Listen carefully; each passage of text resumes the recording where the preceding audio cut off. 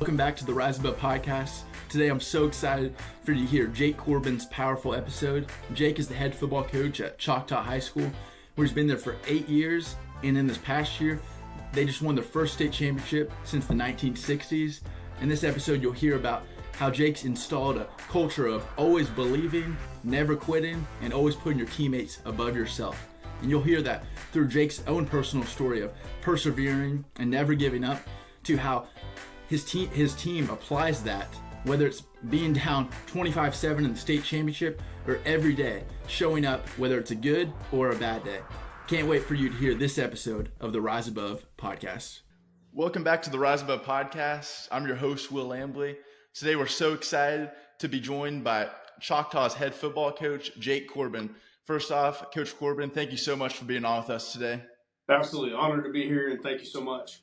Yes, sir. I'm so excited to have you on. I remember actually the first time I heard about you was, I think it was 2021 after you guys beat Stillwater. One of my high school coaches, Albert Joyce Christian, as I was a senior there, showed me the video as you were just really excited. I could just tell from your energy, first off, how much you cared about your players and how excited you were for your players after that big win. I think it was the state semifinals. Yeah, absolutely. And, it's pretty exciting, and obviously I know we'll kind of dive a little deeper into this, but, the year before, 2019 is the first year making playoffs and, basically 40 years, to do it. And we got beat by Stillwater in 2019 by 60 points. So we got beat 72-12 in 2019 in the semifinals. Then you fast forward 1 year later to 2020, as you mentioned. We're able to win on a last-second field goal to, propel us to state for the first time, since 1960 and all that stuff. And, it's really cool. I was really, really proud of our kids and coaches just to have the determination and, and the grit to go from, getting beat by a team by 60 to the next year beating them, was pretty exciting. Yeah, no, I think that's awesome because, like, with sports and high school sports especially, like, that can be such a mind game, but just that's a testament to you as a leader, then those kids just continuing to show up. Well, absolutely. We just talked about injecting belief, and as a leader, you can lead all you want, but your players, your coaches have to actively choose, whether they want to be led, and whether they want to participate, in what you have going on. And those guys did, and so I felt like, obviously, I know we'll talk about this in more depth, but, you win it in 2024, but you don't win it in 24 without, the 2019 team, the 2020 team, that just continue to raise the bar on levels of belief, that you mentioned earlier. And so it's been a lot of fun, been a fun journey. Can you talk to the culture that you've built? Because I see that on Twitter, you guys do a lot, whether you guys do a lot of mental training days where you have coaches or you just have a player or someone speak. Yeah, absolutely. And so, we're huge on that. We have been since 2017. That was our first year here, 2017. And I say one of the hardest things to do is going from losing to winning. And everybody wants to do it. They want it to be an overnight process. And maybe for some people, it is. But that wasn't our journey. That wasn't our experience. And so I believe that, I've read that, a quote that says that leaders are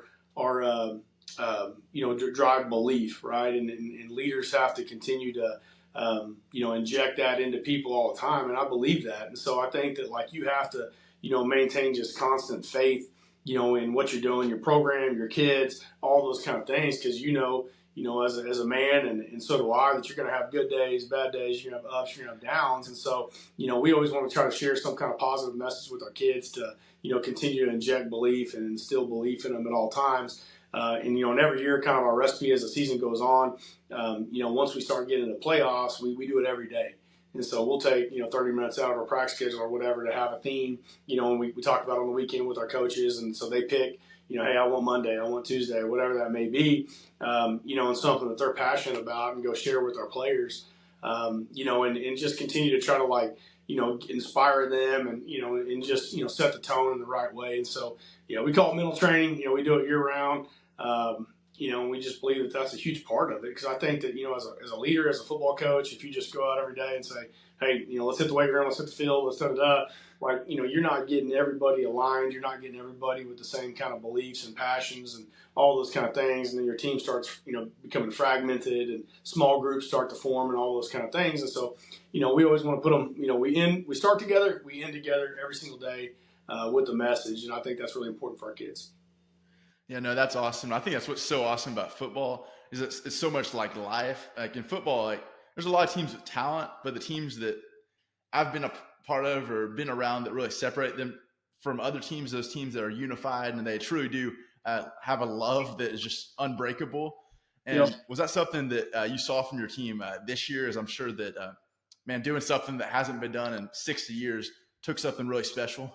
Yeah, absolutely. I mean, you gave me chills just saying that because I think about how fortunate I've been to coach a lot of the kids that I've coached and a lot of the teams. And I think in the culture of 2024, it's like you win or bust, and that's not realistic to life, and obviously our 2014 won it, but we've had so many great teams, that poured their guts out, and fell short. And it's like, but this team, very similar to some of the other teams we had. I mean, they're gonna lay it all out. And obviously, as a grown man, I understand there's a lot more important things in football, and I don't want a kid to get physically injured. But these kids, I mean, they tell you like, "Coach, I'm willing to die for this," and you're like, "Don't do that," But Yeah. but they are, and they loved each other, and they were gonna do whatever it took for as long as it took and however it took to get it done, And that was what was really fun about this group and really special. We had a lot of really undersized guys, and probably not one of the most talented teams that we've had here, but definitely super, super gritty team that was willing to put the team first every single day, do whatever it took, didn't ever have a bad day, and just, we did 2-a-days practice and, during the season, we'd come in the mornings, 5 a.m., practice, then go back after school, hit it again, because we just knew we had to get better in a hurry. And this group never batted an eye, coach, whatever it takes, and that was always kind of their mindset. And so it wasn't surprising that they're the one to kind of kick the door off the hinges, and get a state championship one. Yeah, I think for you, it probably almost made it more special too that you guys were just almost knocking on the door for the past couple of years, and then I'm sure winning it this year almost made those defeats even more special, and will provide like life lessons for those players too. For like in life, like things aren't always going to go how you want to go, but you can always continue to show up and just know that like the way you do one thing is the way you do everything. Yeah, absolutely. I want to say, like, our 19 team were champions, our 20 team were champions, the 21, 22, 23, those teams were champions. It's like they did the right things, but yeah, like I love that that's our story, so I would have loved for the 20 team to have won it. I would have loved for the 22 team to have won it, and they both finished runner up. But I love that that's our story. I do, and again, like those guys are champions. But I just think that makes it so much more special. I believe that there can be no great victory without adversity. And if if I'm at a place where I just know it's guaranteed I win it every year, I don't ever get tested. I mean, is that a real champion? And that's not knocking anyone or anything, but it's like to have a great victory, there has to be a chance of defeat. And the greater the victory, the greater the chance of defeat, right? That's how it works. And so to go from this current team, to start the season 1-2, to be underdogs, every game, from the semis on and all those kind of things, like does make it special, and to go and drop two state championships before that does make it special, and it makes it worth it. During the game, state championship game, we're down 25-7 late in the third. Things aren't looking great. And in my head, I'm like, man, Monday I'm back at it again. It's like we're going to keep, swinging that hammer until this thing breaks, no matter what. And I truly believe God honors hard work, and faith and commitment. And I didn't care if it took, 36 times. We're going to get it done no matter what. But it was really, really cool. Not only, that we got it done, but how they got it done, with the big comeback win. And, I don't know much about state championship lore or history, but my guess that has to be one of the bigger comebacks in a state championship game, especially in 6A would be my guess. 25-7, down and come back and win it 26-25. And I think that's just a testament to our culture, our belief, our kids' attitude, and just never quit. They're so fun to be around.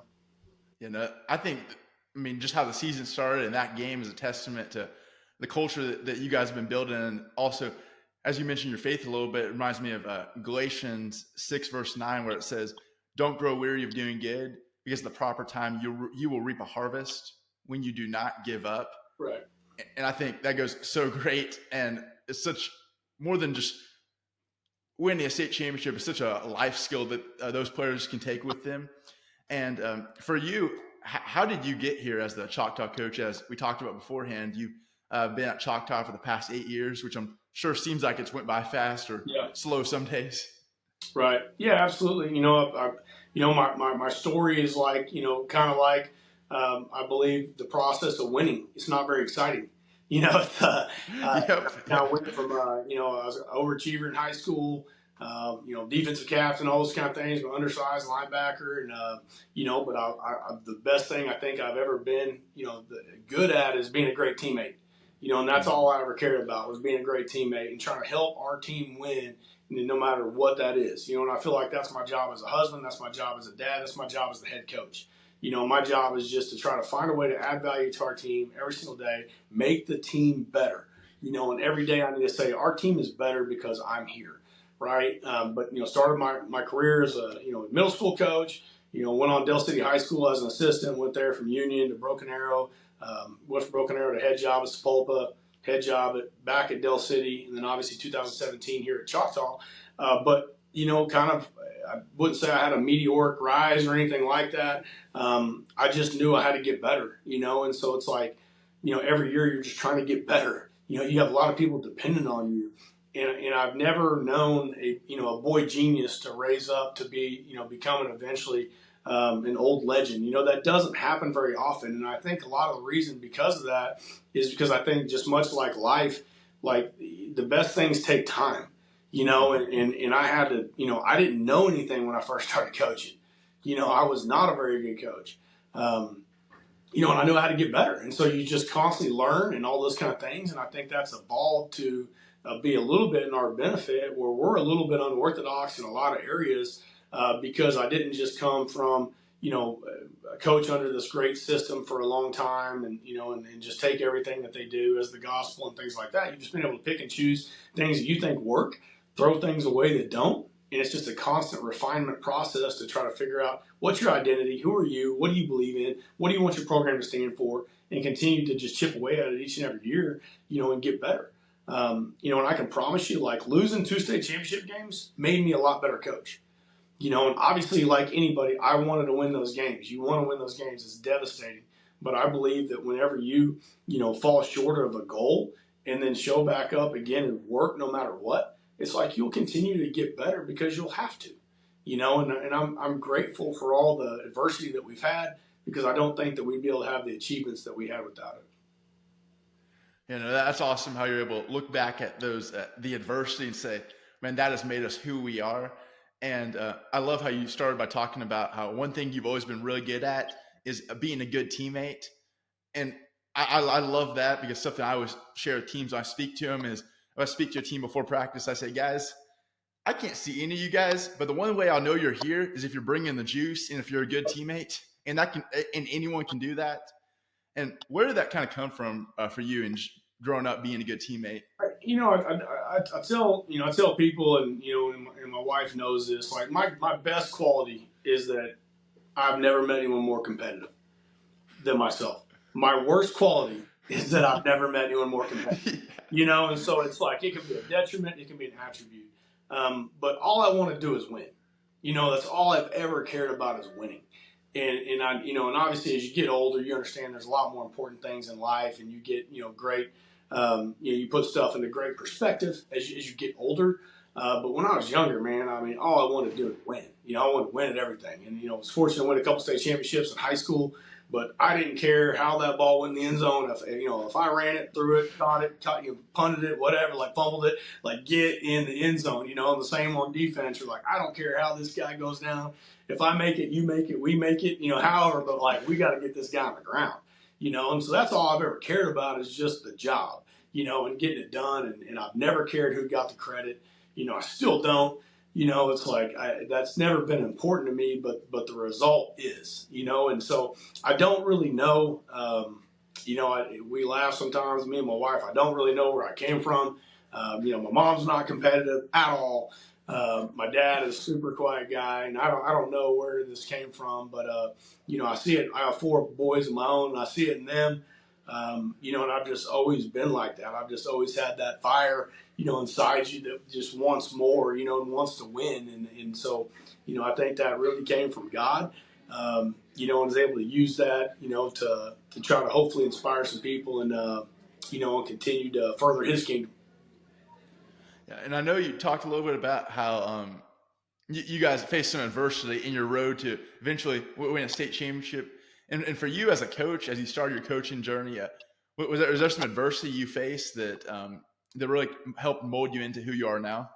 Yeah, absolutely. I mean, obviously, you may want this promotion or you may want this, and then you look back on it, you're like, man, I wasn't ready for that. I needed to get better. And when you kind of finally figure that out, that like, hey, I'm just going to have complete faith in God and His plan, but I'm going to show up every day and literally give the best that I can, right? Win where I'm at, plant deep roots, and try my very best wherever I am. Like I said, earlier, I believe God honors hard work.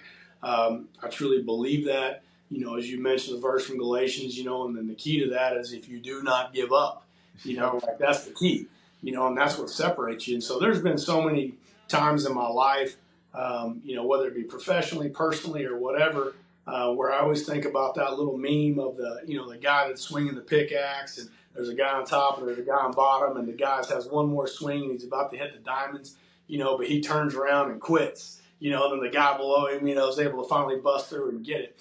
And man, every single time in my life that I've been close to quitting, I had a huge breakthrough because I didn't quit. And it's almost been exclusive. And it's amazing how God works, because I feel like you kind of knows when you're almost at the breaking point where it's like, man, I can't do this. I'm doubting. I can't, and when you continue to push through, I've always had a giant breakthrough, when that's happened. But again, the key has been not to give up, and that's always been the key. And that's my favorite thing about coaching. That's what you hope to instill in your players is like, man, I don't know if we can do this or not, right? But it's like, but I know that we're dang sure going to give everything that you have, and if you'll do those things, your chances increase greatly, and I can get into the game, but there's so many things that had to do with, I feel like God really blessed this team, and I want to give Him all the credit. And all the glory, because we could not do it without just, all the blessings that we've had, throughout the season. That's awesome. And for you as a coach, obviously I can tell you're really passionate about your players, not just seeing them succeed on the field, but also off the field. For you, what's one of the most rewarding parts of being a coach? Yeah, it's just the relationships. The state championship game, we have 30 former players, on the sidelines, and in the locker room. And it's like, because they care.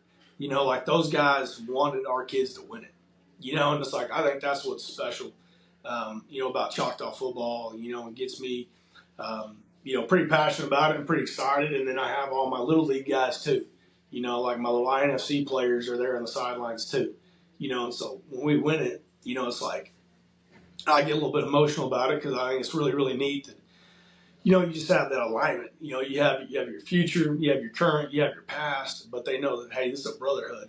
It doesn't graduate. And I think that's really cool.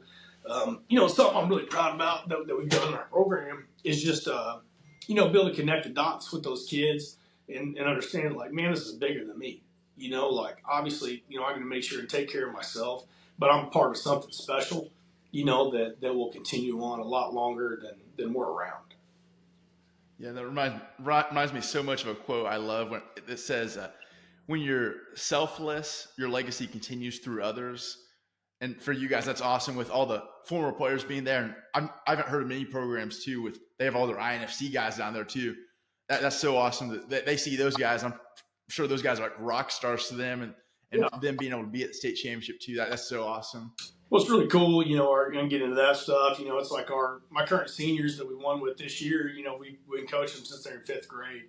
And so a lot of my players coach INFC football, and so they just volunteer. And so they go down there and they coach certain teams. Like my center on my varsity team was my O-line coach for my 6th grade team, and so we coach together, and I coach him, so I kind of laugh that he's a player coach, but all year, his name's Josh McGinnis, and all year, all he's cared about, it was like, Coach, double go ball. Like, we're winning double gold ball. Like, he wanted a sixth grade gold ball, and obviously he wanted a high school gold ball. We won the sixth grade gold ball, first time in INFC history. A Westside team's ever won it in 33 years. Our sixth grade team won it this year.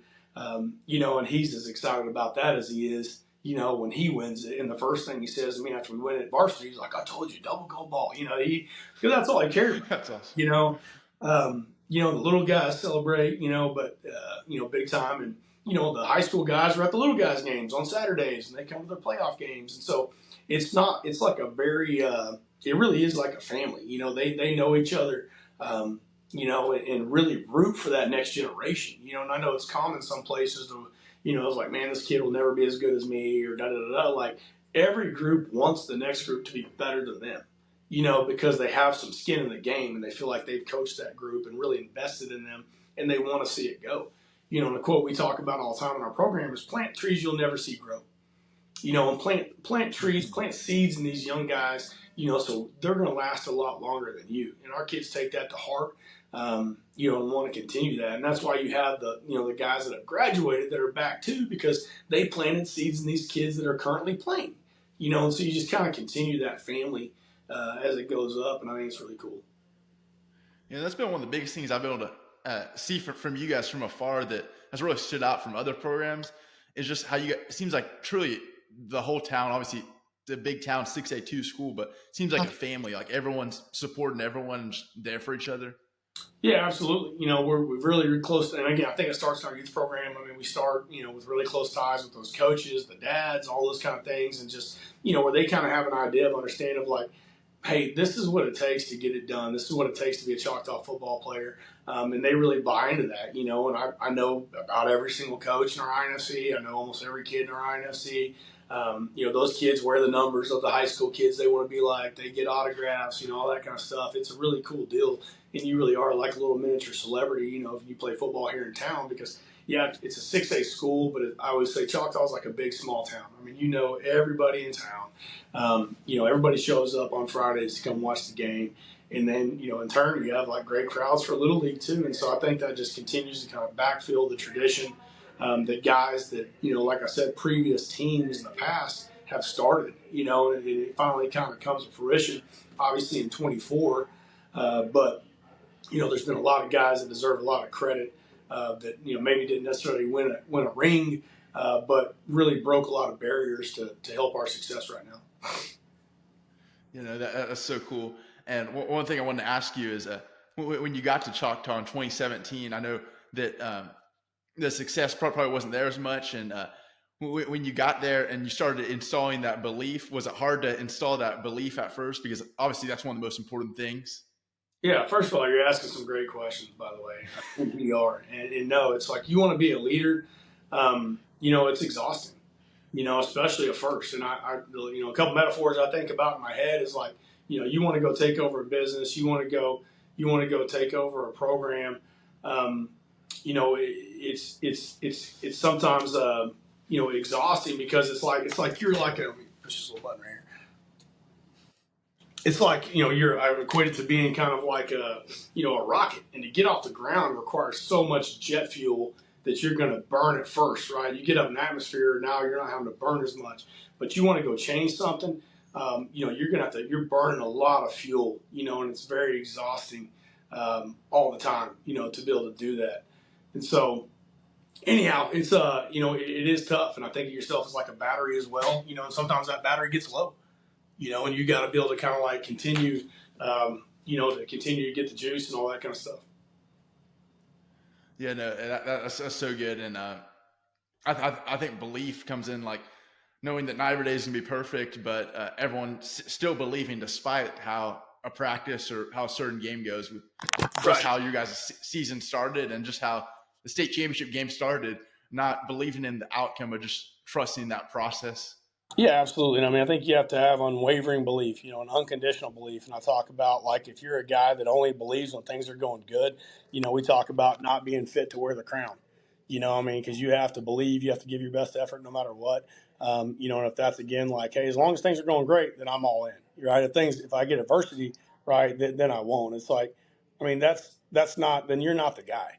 that's not who you are. If you really want to be the guy, like you believe no matter what, you believe when you're down 25-7, an unwavering belief. And I tell people too, like sometimes it doesn't work out, and then it's like you got to pick yourself back up and come and go again.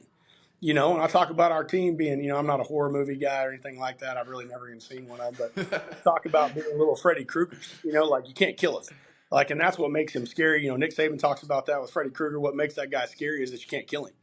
He just keeps coming back. It's just really his relentlessness is actually what's intimidated about him. And I love that about our kids. And they've kind of taken on that persona of just being like, man, hey, you may knock me down 9 times, but I'm getting up 10. And you saw that in the game. The team we played made a ton of plays. But like our kids just would not quit and just no matter what, just kept swinging. And like eventually, like that, you start seeing some cracks form. You start seeing, just because that's so, it's tough to play against just an absolutely relentless opponent, and that can wear you down mentally, and our kids were able to do it, and weren't able to win, 3 quarters, but they're able to win 1, and it is the right one at the end. And so that's what I'm proud of them about, because I think those same attributes obviously carry over to life. Life's not going to go how you want it to go. Things are going to happen. You're going to face adversity, as you know very well. You choose to have a fantastic attitude about it because you're like, hey, I can't control this, but I can control how I wake up every day, and my attitude of gratitude, and just thank God for what I do have, right? Because a lot of things, you're people are going to have more than you. People are going to have less than you. It's like, what do you choose to focus on? Yeah, no, I think that's so true. And in sports and life, like it's fine to ask why is this happening, but while you're asking why, you can sit there and complain, or you can say, God, what is it you're teaching me in this time? What lesson is it you're teaching me that I can take with me? And it's been so cool to hear from you some different lessons and things about just continuing to show up that you've been able to install in your team, and you saw your teams being able to put into fruition. And moving forward, what are some goals that you have for yourself or for the team at Choctaw or the community moving forward? Yeah, I think it's just continue to kind of like take it to the next step, and just stay consistent. I think that's the next hard thing is, you go from that to reminding the team, the Monday, like this team hasn't won anything, last year's team won, and so, and they're going to get tired of hearing me say that.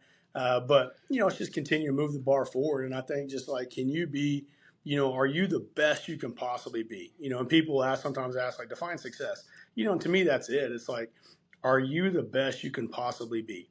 And like, I know I can get a lot better. I know our program can get a lot better. I know our team can get a lot better. And so I know that that's not maybe measurable or specific, but it's like every day, like, what can you continue to improve upon, to make your team better each and every year? That's so true. And by those players continuing to show up and coaches continue to show up at football practice, because as you mentioned, with 2 days and summer workouts, I'm sure you guys are starting winter workouts too. Right. Like it's not always easy, but by people and players continuing to show up, they like never know who they can impact, whether it's coaches impacting players or players impacting players too. Yeah, absolutely. I mean, you mentioned it. Like, a lot of times the players impact the coaches. Like we tell them that. Sometimes like you got to show up and and sometimes you got to we call it take your iron supplements. Which is fake energy sometimes. Because you're not going to feel it every day. But those kids deserve your best. But a lot of times like the kids come and I may be pretending to be 100, but I may be really 60 percent or whatever, and then you spend 5 minutes with them and now you're 100, because like they juice you up. And it's really cool. Like every day 125 we go in the team room and there's during the season obviously 8,500 kids in there or whatever, and they stand up and clap and cheer and go crazy and and all that. And I don't know where we started that, but you just start each meeting like that, where instead of just coming in and, hey guys, how we doing, you walk in and everybody just goes crazy. That is awesome. They may break out in a mosh pit or something. I mean, you don't know. But it's like, how can you not be excited to be around people like that, and coach kids like that? It's like they absolutely energize you and make your job so much fun. I tell them, like, people should pay money to come and coach you guys. because it's a lot of fun. You don't walk into an insurance office on Monday morning, and people are cheering for you and stuff. It's pretty cool. No, man, that is awesome. So when you guys just walk in the team room, the team's just going nuts already.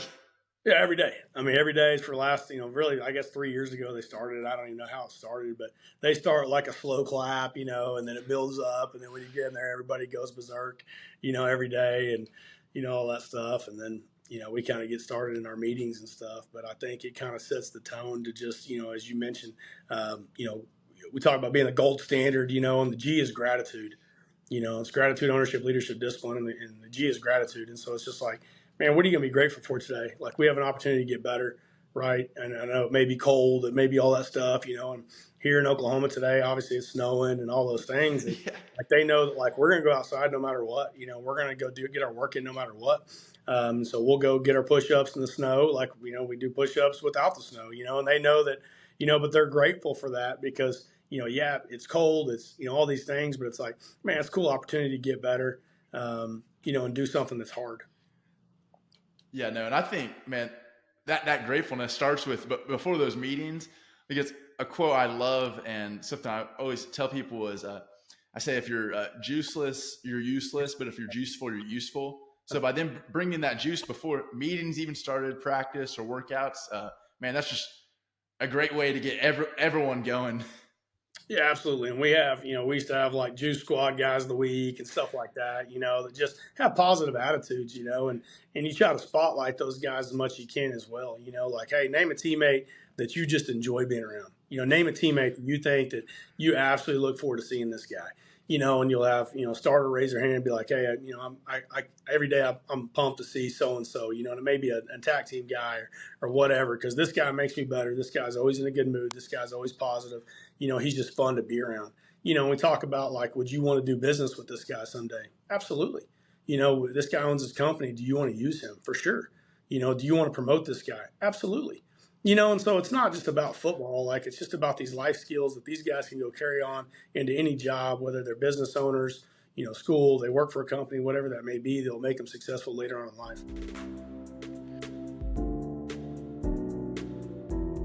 To everyone who has listened to this episode of the Rise Above podcast, if you want to hear this episode and many more like this in the future, you can continue to support the Rise Above podcast by subscribing on YouTube or wherever you listen to podcasts at, and writing a review of a way this podcast has helped you in your own life.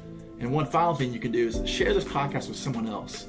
Because the awesome thing about rising above is when you're truly able to rise above in life, you're not just doing it by yourself. You're bringing others along the way. So as I'm trying to help others rise above and others are helping me rise above, you can also do your friends a favor and help them rise above by encouraging them with this podcast.